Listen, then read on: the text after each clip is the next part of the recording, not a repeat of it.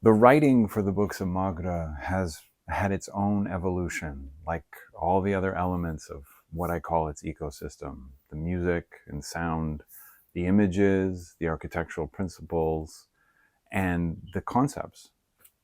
And in terms of the writing, when it first came into my awareness, my understanding was that it was fiction. And this initial understanding would eventually carry itself into what is mythology and what is poeticism.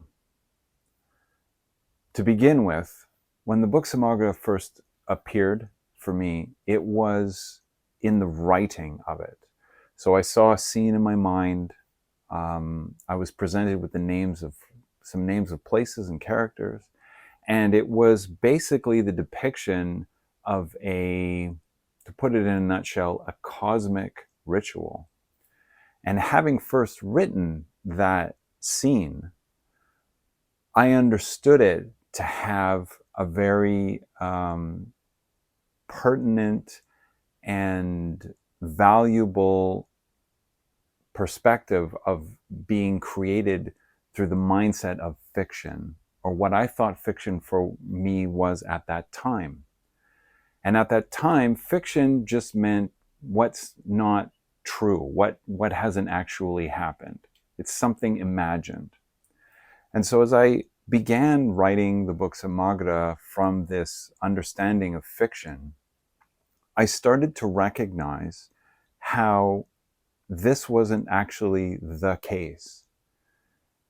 What was happening was more an amalgamation of myself, my life experiences, including my imaginings, what I could visualize, what I could even explain or understand. They were all mingling together to be the conduit through which the Books of Magra was expressing itself. And so then the idea of fiction got very blurred for me. And I did spend time investigating this for myself. And it led me to a personal perspective that what we call fiction and what may be called nonfiction in the conventional sense is merely a taxonomy that has evolved for certain outcomes or interests or perceived possibilities. But for me, in actuality, fiction and nonfiction are not separate. Within fiction, you will find, if you will, this language is precarious, so I acknowledge that, but in fiction, you will find truths. Whether those truths are in ideas or whether those truths emerge as the source of what the fiction became. And then in nonfiction, you have that process of writing and creating that nonfiction carries with it imaginings. Not only choosing what goes in and what stays out, but how to characterize things. How accurate is it? And so, in a sense, a very good word, I think, to talk about this interplay of viewing fiction and nonfiction is about our conception of accuracy and then value or meaning. And so for me, in writing the Books of Magra, this was a part of that process, was what aspects of my lived experience, which could be characterized as nonfiction, is in the mix of what seems to be at times to be fiction. And it was through this process that I started to move from conceiving of the Books of Magra to be fiction, which I do fully admit. I have said in taglines or when I describe it, I speak of it as a work of fiction. But as you can see, I'm unraveling that. It's problematic. But this idea of fiction evolved into my reconfiguring it in terms of thinking mythologically. Now, mythology is something that I have read and explored on my own. I never did any official studies in mythology. And so my view of mythology is a lot more in its bare bones elements as opposed to Greek mythology or Indian mythology or indigenous mythology of various cultures and places globally. So I'm looking at mythology in more of what are its, let's say, functional elements.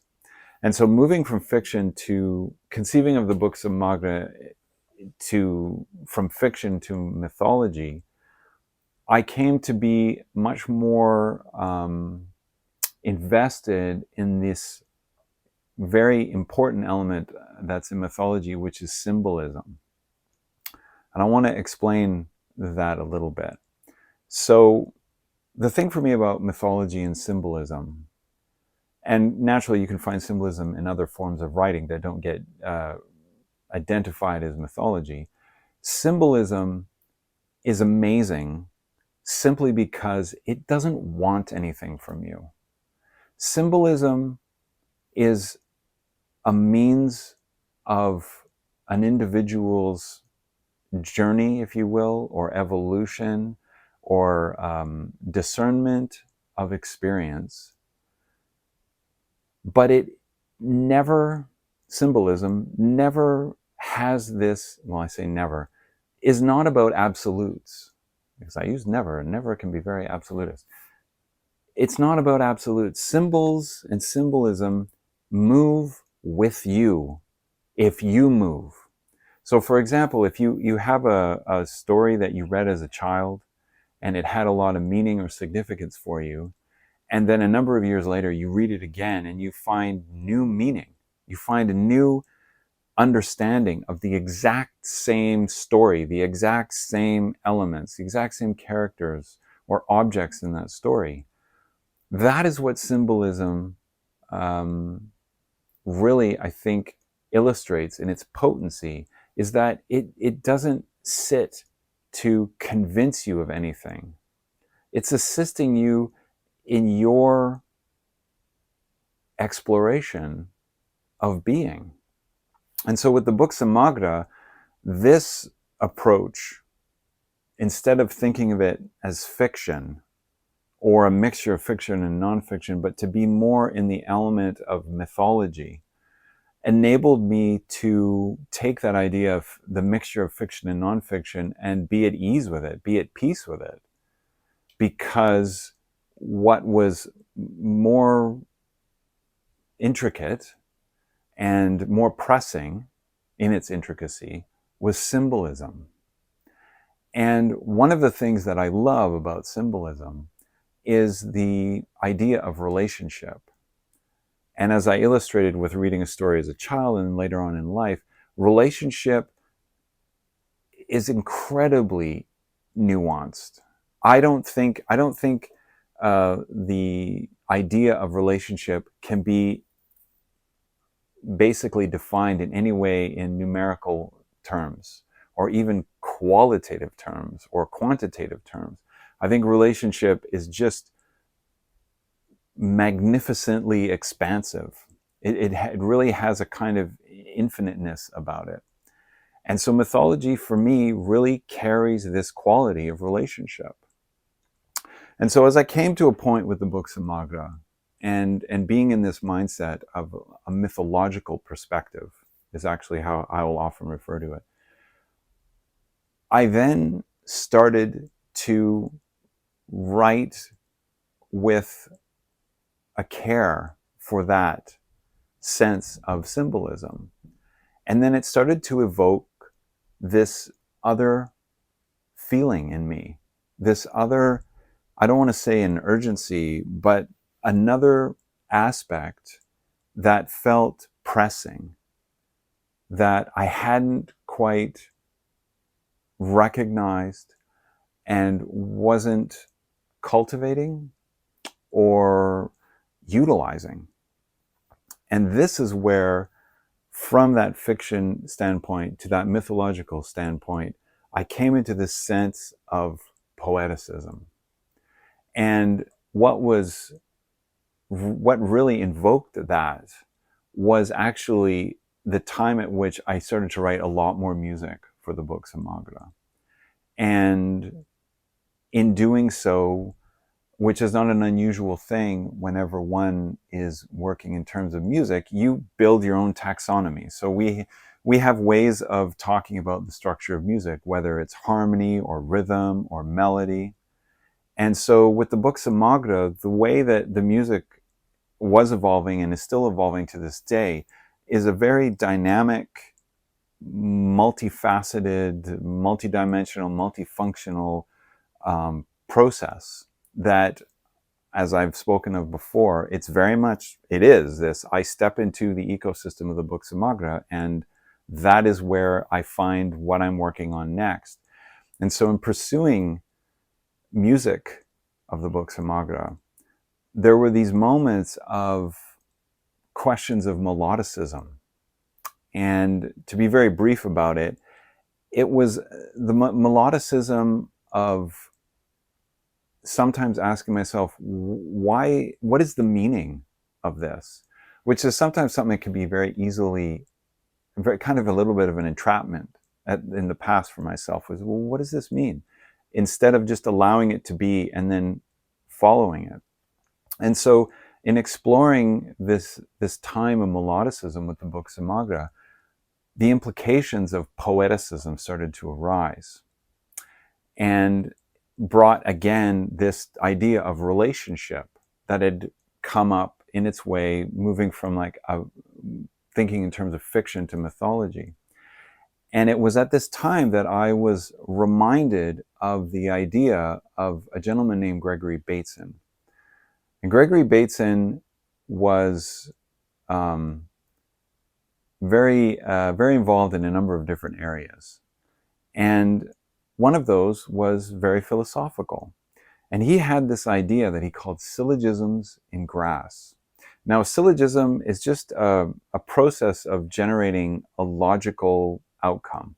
So one of the most well-known syllogisms in Western philosophy is Socrates, all men die, Socrates is a man, therefore Socrates will die.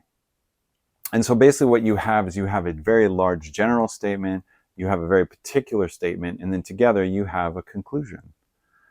And it's formed and framed logically. But with syllogisms in grass, Gregory Bateson created this. And he said, grass dies, men die. All men are grass. And for him, and my understanding of his view of this, was that this is actually more how nature works.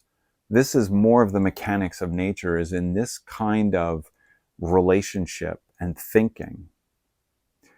And I found myself to be very much in accord with this. And as I explored it for myself, I found that to be an example of poeticism, which does have an incredible usage of symbolism. But poetry goes even further in that it will allow itself, if need be, to break all grammatical rules, all contexts, all rules of the context of the language, to evoke something or to express something. And so right now, with where I'm at in the creation of the Books of Magra, is in this really open exploration of creating it in terms of a poeticism that is very much in not only symbols, but this great diversity of relationship. Now, of course, I am one person, and it is this work is appearing through me. And so I certainly do not think that the work itself defines fiction, nor mythology, nor poeticism. But it is just a process that I've gone through with the creation of the work. And it hasn't only been in the writing, but I did want to focus on the writing aspect. That poeticism of of creating the Books of Magra and how it elicits more and more diversity in relationship is just where I'm at right now. And so at times, yes, it feels like I'm writing fiction and it feels like it's mythological. But now, more so than ever, there is a great passionate regard and desire for me to be evoking it as sincerely as I can, as a poetic gesture, as a poetic expression. And when I find myself writing parts of a story and then going to write music, or going to draw some images, or to work on some architectural principles, that idea of poeticism has an even greater reach and application than where I was in terms of thinking only of the work as being fiction. So, to close this off, yes, I may refer to the Books of Magra as a profound exploration of consciousness through fiction and sound. But if you've watched a few of these videos, you'll see that it's more than that. But as always, it's very much about this evolution that I'm going through with relationship, through concepts of fiction, mythology, and poeticism.